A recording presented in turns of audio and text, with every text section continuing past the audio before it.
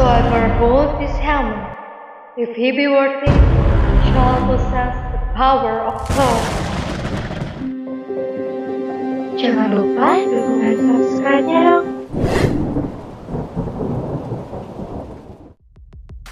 Siapa sih yang nggak tahu senjata ini? Ya, palu yang biasanya dipakai sama tukang bangunan. Bukan ya. Apalagi buat kalian yang pecinta Marvel, pasti udah ngelontok banget sama palu ini dan pemiliknya. Siapa lagi kalau bukan si Thor, Dewa Guntur. Saking ikoniknya palu ini, sampai-sampai dibuat miniatur oleh dokter bedah di Australia di tahun 2018.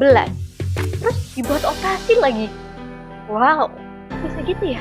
Ternyata oleh dokter tersebut digunakan untuk membentuk kembali tulang dan memasang implan. Tenang, meski demikian, palu miniatur yang digunakan untuk operasi terbuat dari baja kelas medis, jadi aman semuanya.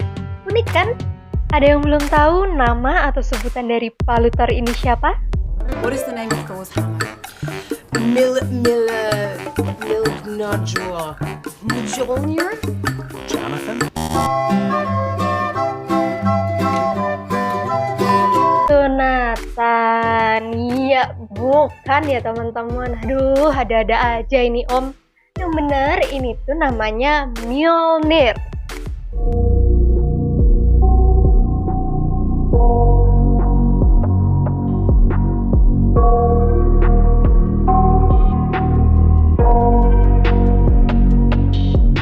Jangan lupa dukungan subscribe-nya dong. Penamaan kata Mjolnir ini sudah lama banget ada dan tertulis di teks-teks yang terdapat di era Nordik kuno.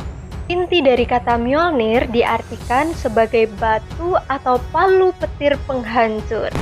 Mjolnir ini kok bisa sih jadi senjata super kuat? Memangnya Mjolnir ini terbuat dari apa? Terus asal mula Mjolnir kayak gimana sih? Nah, di versi film ataupun komik yang kita ketahui, diceritakan bahwa Mjolnir ini memiliki kisah yang rumit di masa lalu Odin, ayah Thor. Mjolnir ini sudah diberi mantra oleh Odin bahwa hanya yang layak sajalah yang bisa memakai dan mengendalikan Mjolnir. Lalu Mjolnir ini diwariskannya lah kepada Thor setelah Thor membuktikan kelayakannya. Mjolnir ini dulunya dibuat oleh para kurcaci dari Nidavellir. Dibuat dari uru atau logam terkuat yang ditempa dan ditenagai dengan panasnya jantung bintang. Tetapi dalam Norse mythology atau mitologi Nordik, Mjolnir ini justru memiliki cerita yang jauh berbeda. Jadi begini kisahnya teman-teman. Thor dalam mitologi Nordik memiliki istri bernama Sif, yaitu Dewi Bumi. Suatu ketika, entah bagaimana Sif kehilangan rambut indahnya yang berwarna keemasan. Rambut Sif ini benar-benar menjadi sebuah mahkota yang menjadi kebanggaannya.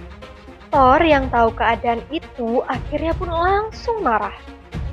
Di era itu, segala peristiwa buruk pasti disebabkan oleh ulahnya Loki. Loki dalam mitologi Nordik bukan merupakan saudara angkat dari Thor, melainkan adik tiri dari Odin, ayahnya Thor. Di mana Loki ini lebih terkenal memiliki banyak anak. Nah, salah satunya Hela, sang dewi kematian. Beda kan sama yang di film?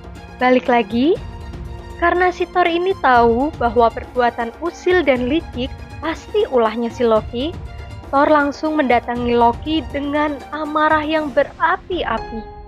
Loki dengan wajahnya yang tanpa bersalah, akhirnya mengaku dan mengatakan bahwa dia hanya bersenang-senang dan mabuk-mabukan. Lalu Thor mengancam Loki untuk mengembalikan rambut emas Sif seperti semula. Loki yang takut akan ancaman Thor, akhirnya dia berjanji bahwa ia akan meminta bantuan kepada kurcaci yang dapat membuat benda-benda berharga, termasuk rambut emas Sif. Akhirnya, Loki pun berangkat meminta bantuan kepada anak-anak Ivaldi atau Ylfadison, kurcaci yang paling berbakat di sana. Ya, bukan Loki namanya kalau dia tidak bisa mendapatkan sesuatu tanpa tipu muslihat. Akhirnya, untuk mendapatkan benda yang benar-benar berkualitas baik, ia pun mengadu domba para kurcaci dari Ylfadison dengan kurcaci kembar yang terkenal lainnya, yaitu Brok dan Sindri, yang juga disebut Eitri. Sehingga di antara mereka saling beradu nih, siapa yang bisa membuat 3 benda paling luar biasa. Tapi karena Brok dan Sindri mencurigai perbuatan Loki, mereka pun menawarkan agar kepala Loki bisa mereka ambil sebagai taruhan apabila mereka menang. Dan Loki pun menyetujuinya. Karena hal itu, tentu Loki yang terkenal licik tidak ingin Brok dan Sindri menang.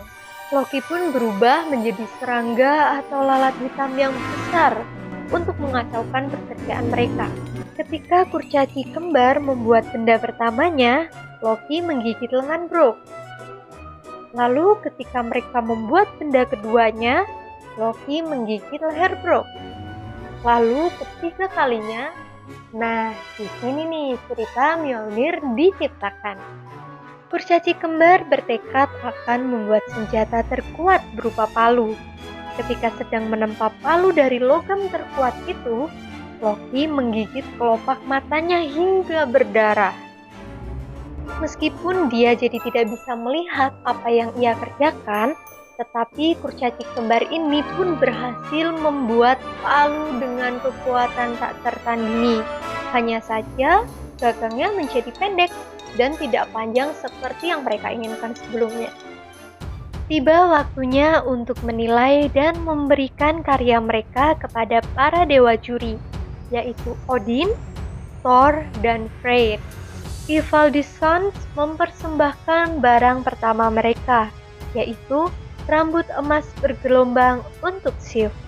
Ketika Sif memakainya, rambut itu langsung menempel dan tumbuh di kepalanya. Barang kedua mereka adalah tombak Gungnir, yaitu tombak mematikan yang tidak pernah meleset dari targetnya. Lalu ada barang terakhir mereka, yaitu Sithlunir, selendang sutra yang bisa berubah menjadi kapal besar yang melaju dengan cepat. Setelah itu, Brok dan Sindri pun menunjukkan benda-benda buatannya. Benda pertama mereka yaitu Gullinbursti, seekor babi jantan emas yang memiliki kemampuan berlari cepat, menyeberangi langit dan lautan. Benda yang kedua adalah Draupnir, cincin emas yang bisa menduplikat dirinya sendiri 8 kali setiap malam ke-9 dan mampu menghilang lalu muncul di saat-saat tertentu. Lalu benda mereka yang terakhir, Mjolnir, palu yang mereka tempa dengan kekuatan tak terhingga. Thor pun yang melihat palu ini langsung menyukainya, meskipun palu ini hanya bisa dipegang satu tangan karena gagangnya yang pendek. Selain kekuatan yang dimiliki oleh Mjolnir, Mjolnir selalu kembali pada pemiliknya meskipun dilempar sejauh apapun. Dan ya, Thor langsung mengambil palu ini sebagai senjata utamanya untuk mengalahkan para raksasa atau Jotun dan juga musuh-musuhnya di Asgard. Jadi teman-teman, itulah cerita asal mula adanya Mjolnir dalam mitologi Nordik. Cerita tambahan dulu nih. Terus nasibnya Loki tadi gimana? Dan yang menang taruhan kira-kira siapa? Karena para dewa sangat menyukai benda-benda yang dibuat oleh kurcaci kembar, yaitu Brok dan Sindri, dan mereka berdua dipuji-puji, hal itu menandakan bahwa mereka berdua menang di dalam taruhan mereka dengan Loki. Tetapi namanya Loki ya, dia beralasan kalau mau kepalanya berarti mereka juga harus memenggal leher Loki. Dan itu tidak sesuai dengan kesepakatan. Memang Loki ini ya penuh dengan alibi. Ya sudah, karena kurcaci kembar kesal, mereka hanya bisa membuat Loki tidak bisa berbicara dan menjahit mulut Loki. Gimana teman-teman? Beda banget ya antara film dan mitologi aslinya. Ya, tentu saja dalam seni perbedaan itu bisa saja terjadi dan banyak faktor mengapa di film memiliki perbedaan-perbedaan dengan mitologi aslinya. Sebenarnya dalam kisah Thor ini cukup kelihatan banget ya perbedaannya. Salah satunya hubungan keluarga antara Odin, Thor, Loki, dan Hela yang sangat berbeda di mitologi Nordik. Juga hubungan Thor dan Sif. Yang paling kelihatan perbedaan penampilan Thor dalam mitologi Nordik yang digambarkan sebagai pria parubaya dengan rambut dan jenggot merahnya. Jelas berbeda dengan Thor yang digambarkan dalam film, ya kan? Di dalam film, Mjolnir juga bisa dipegang oleh siapapun yang layak. Tapi di dalam mitologi, hanya Thor dan si pembuatnya juga yang memiliki kekuatan super besar. Bahkan untuk mengangkat Mjolnir, Thor membutuhkan bantuan dari sarung tangan yang dia pakai, yaitu Jörngripr, dan juga ikat pinggangnya Meggingsjord yang digunakan untuk menggandakan kekuatan Thor. Mjolnir pun aslinya juga tidak memiliki kemampuan untuk membuat Thor terbang. Tidak seperti film yang sering kita lihat.